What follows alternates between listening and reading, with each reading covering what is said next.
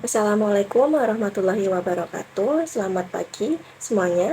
Saya Kalista Ainun Maharani dengan NIM 220803103051.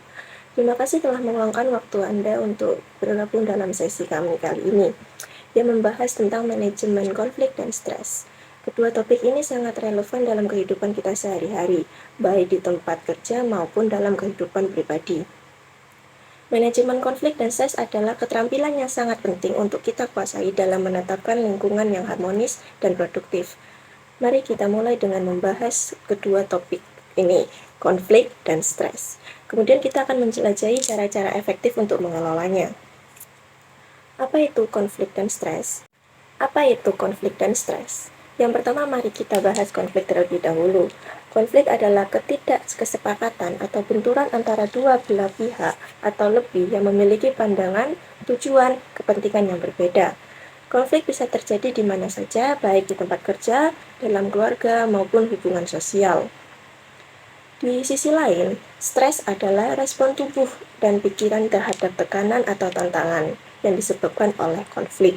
Stres dapat disebabkan dari berbagai faktor seperti beban kerja yang berat, masalah pribadi, atau perubahan dalam lingkungan kita. Yang pertama, bagaimana cara kita memanajemen konflik? Yang pertama adalah identifikasi sumber konflik. Langkah pertama dalam memanajemen konflik adalah mengidentifikasi sumber konflik. Memahami akar permasalahan adalah kunci untuk menemukan solusi yang tepat. Apakah konflik tersebut disebabkan oleh perbedaan pendapat, kepentingan yang bertentangan, atau komunikasi yang buruk? Dari beberapa contoh yang saya sebutkan barusan, konflik dapat saja terjadi, tergantung dari bagaimana atau dari mana konflik tersebut berasal. Yang kedua, komunikasi yang efektif. Komunikasi adalah alat utama untuk menyelesaikan konflik. Jika tiada komunikasi, maka konflik tersebut bisa jadi tidak teratasi. Mendengarkan dengan seksama dan berbicara dengan jelas dapat membantu semua pihak memahami sudut pandang masing-masing. Menghindari asumsi dan berbicara langsung kepada pihak yang terlibat juga sangat penting. Misalnya, jika ada konflik antara rekan kerja, ajak mereka berdiskusi dalam waktu yang lumayan lama atau suasana yang tenang dan saling mendengarkan.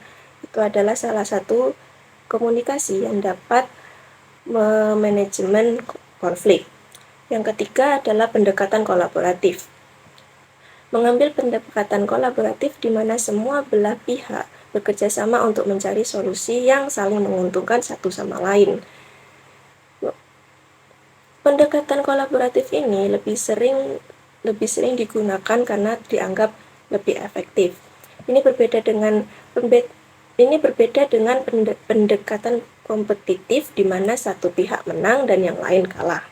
Pendekatan kolaboratif memastikan semua belah pihak merasa didengar, dihargai, serta solusi yang ditemukan lebih berkelanjutan. Yang selanjutnya adalah negosiasi dan mediasi. Jika konflik tidak dapat diselesaikan secara langsung, menggunakan pihak ketiga sebagai mediator adalah solusinya. Mediator ini membantu menjaga komunikasi tetap produktif dan membantu menemukan jalan tengah yang bisa diterima oleh semua pihak. Contohnya dalam konflik antar departemen di tempat kerja, seorang manajer senior bisa dijadikan mediator untuk memfasilitasi diskusi dan mencapai kesepakatan. Memanajemen konflik yang terakhir adalah mengelola emosi. Mengelola emosi di sini ada dua, yaitu yang pertama tetap tenang, yaitu usahakan untuk tidak terbawa emosi, ambil nafas dalam-dalam, dan berusaha untuk tetap tenang. Yang kedua adalah tunda respon. Jika perlu, minta waktu untuk berpikir sebelum merespon agar kita hanya mengatakan hal-hal yang baik dan tidak mengeluarkan kata-kata yang akan kita sesali di kemudian hari. Itu adalah bagaimana cara-cara memanajemen konflik. Selanjutnya, kita akan membahas tentang bagaimana cara kita memanajemen stres. Stres itu juga dapat muncul dari berbagai sumber. Jadi langkah pertama dalam memanajemen stres adalah pengenalan sumber stres. Mengenali apa penyebab stres. Sumber stres bisa terjadi dalam sifat internal seperti kekhawatiran pribadi, atau ketakutan. Atau juga bisa stres bersifat eksternal, seperti tekanan pekerjaan, masalah keuangan, masalah keluarga, seperti itu. Mengidentifikasi sumber stres membantu kita menemukan cara yang tepat untuk mengelolanya. Yang kedua adalah teknik relaksasi. Teknik relaksasi seperti mediasi, yoga, atau pernafasan dalam juga dapat membantu mengurangi stres secara signifikan. Teknik-teknik ini menenangkan pikiran, mengurangi ketegangan fisik. Misalnya, menghabiskan 10-15 menit setiap hari untuk mediasi dan dapat membantu mengurangi stres secara keseluruhan.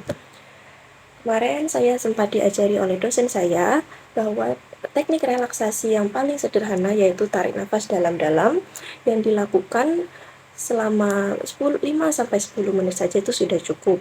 Bagaimana caranya? Yaitu kita mengambil nafas dalam-dalam menggunakan hidung sampai perut kita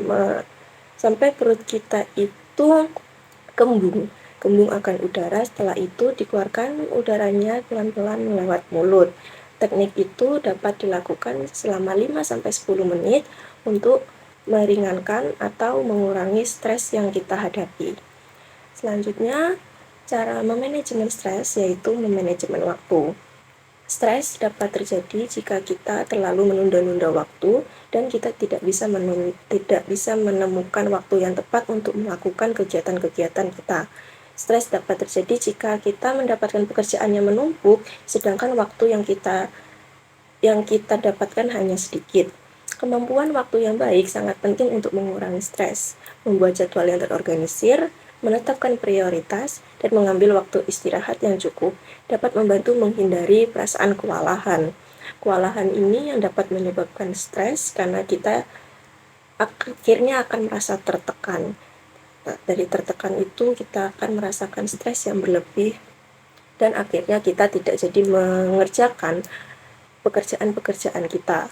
Teknik seperti to-do list atau jadwal dan time blocking bisa membantu dalam mengelola waktu untuk menjadi lebih efektif. Selanjutnya, dukungan sosial. Dukungan sosial seperti mencari dukungan dari teman, keluarga, rekan kerja dapat memberikan perspektif baru. Maka dari itu, kita sebagai manusia sosial, makhluk sosial, kita diminta untuk selalu mencari teman, keluarga, atau rekan yang mengandung atau memberikan dampak positif kepada kita. Hal itu dapat membantu kita untuk mendapatkan dukungan sosial dan memanajemen stres dan meringankan beban emosional. Berbicara tentang masalah yang dihadapi sering membantu untuk mengurangi stres. Maka dari itu, sebagai makhluk sosial, kita juga saling mendengarkan, saling berdiskusi tentang masalah kita kepada teman, keluarga, maupun rekan. Mengadakan sesi berbagi dengan teman atau keluarga secara rutin bisa menjadi cara efektif untuk meredakan stres. Manajemen stres yang terakhir adalah gaya hidup sehat. Menjaga gaya hidup sehat melalui pola makan yang seimbang, olahraga teratur, dan tidur yang cukup dapat berperan penting dalam mengolah stres. Tidur yang cukup itu juga menjadi salah satu cara mengurangi stres, karena jika kita kekurangan tidur, tubuh kita akan mengalami kelelahan dan hal itu juga akan membuat tubuh kita kewalahan yang menyebabkan kita menjadi stres dan tidak bisa melakukan pekerjaan lainnya. Tubuh yang sehat cenderung lebih mampu menghadapi tekanan dan stres. Mengatur pola makan yang baik, memastikan tidur cukup 7-8 jam per malam, dan berolahraga secara teratur minimal 30 menit sehari dapat meningkatkan kemampuan tubuh kita untuk mengatasi stres. Mari kita masuk ke sesi contoh supaya lebih memahami dari materi kita tadi. Yang pertama, bagaimana contoh nyata dari memanajemen konflik? Jika konflik terjadi di tempat kerja yang situasinya Anda dan rekan kerja Anda tidak setuju bagaimana cara terbaik menyelesaikan sebuah proyek, langkah-langkah yang pertama yaitu tetapkan pertemuan. Buat pertemuan, ajukan untuk bertemu dan berdiskusi di ruang yang tenang dan tanpa gangguan. Yang kedua, dengarkan. Berikan kesempatan kepada rekan kerja untuk menjelaskan pandangannya tanpa diinterupsi. Yang ketiga, ungkapkan pandangan kalian. Setelah mendengarkan pendapat dari rekan Anda, sampaikan pandangan Anda dengan tenang, jelas, dan tanpa menyerang pribadi. Dan selanjutnya, cari titik temu. Diskusikan solusi yang bisa diterima oleh kedua belah pihak, memungkinkan dengan berbagi tugas yang berdasarkan dengan keahlian masing-masing. Yang terakhir adalah kompromi. Jika diperlukan, buat kompromi yang memungkinkan proyek berjalan dengan baik dan memuaskan kedua pihak. Selanjutnya, konflik dalam hubungan pribadi yang situasinya Anda dan pasangan Anda atau rekan Anda sering berdebat tentang tugas. Yang pertama, tetap saja pilih waktu yang tepat untuk berdiskusi masalah tersebut. Yang kedua, bicarakan dengan jelas dan tanpa penekanan kepada sebelah pihak. Dan buat rencana lalu evaluasi rutin. Rencana ini rencana bagaimana tugas tersebut akan Anda dan rekan Anda lakukan, dan evaluasi bagaimana tugas ini dapat diselesaikan dengan baikkah atau tidak. Selanjutnya, bagaimana memanajemen stres. Stres yang didapatkan karena pekerjaan atau bagaimana jika kalian mendapatkan tugas yang banyak sampai kewalahan. Nah, yang pertama itu cara memanajemennya adalah prioritaskan tugas. Tugas apa yang menurut kalian deadline-nya lebih dulu atau bagaimana tugas tersebut lebih mudah dikerjakan. Prioritaskan tugas yang penting dan deadline-nya yang lebih dulu. Lalu jangan lupa ambil istirahat, luangkan waktu untuk istirahat setiap jamnya untuk meregangkan otot dan menenangkan pikiran kalian. Yang ketiga, teknik relaksasi. Lakukan relaksasi pernapasan secara singkat, sedikit-sedikit waktu saja, sekitar 5-10 menit. Dan jika memungkinkan, bagi tugas kalian yang menurut kalian itu dapat dikerjakan oleh rekan lain. Selanjutnya, jika stres karena masalah pribadi, di mana Anda mengalami masalah pribadi yang menyebabkan stres berlebihan. Langkahnya yaitu olahraga teratur. Lakukan aktivitas fisik seperti berjalan, berlari, jogging, yoga untuk melepaskan stres-stres yang di dalam tubuh kalian. Lalu berbicara kepada seseorang, temukan teman, keluarga, atau rekan yang kalian percayai untuk berbagi masalah kalian. Yang selanjutnya adalah luangkan waktu untuk diri sendiri atau bahasa gaulnya adalah me time. Ambil waktu untuk melakukan aktivitas yang Anda nikmati seperti membaca, menonton TV, atau mendengarkan musik, dan bisa jadi juga tidur itu bisa dimasukkan ke dalam waktu untuk diri sendiri. Karena pastikan juga tidur itu kalian mendapatkan tidur yang cukup setiap malamnya untuk membantu tubuh dan pikiran kalian itu tenang.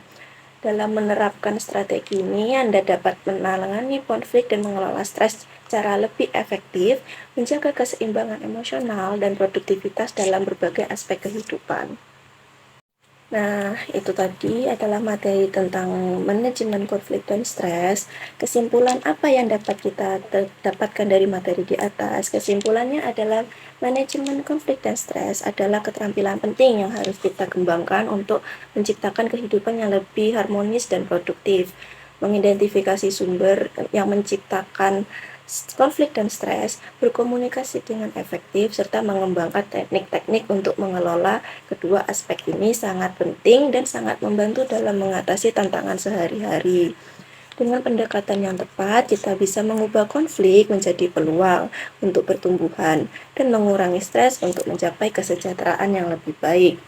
Terima kasih telah bergabung dalam sesi kali ini. Semoga informasi yang saya sampaikan dapat bermanfaat bagi kita semua. Saya Kalista Ainul Maharani undur diri.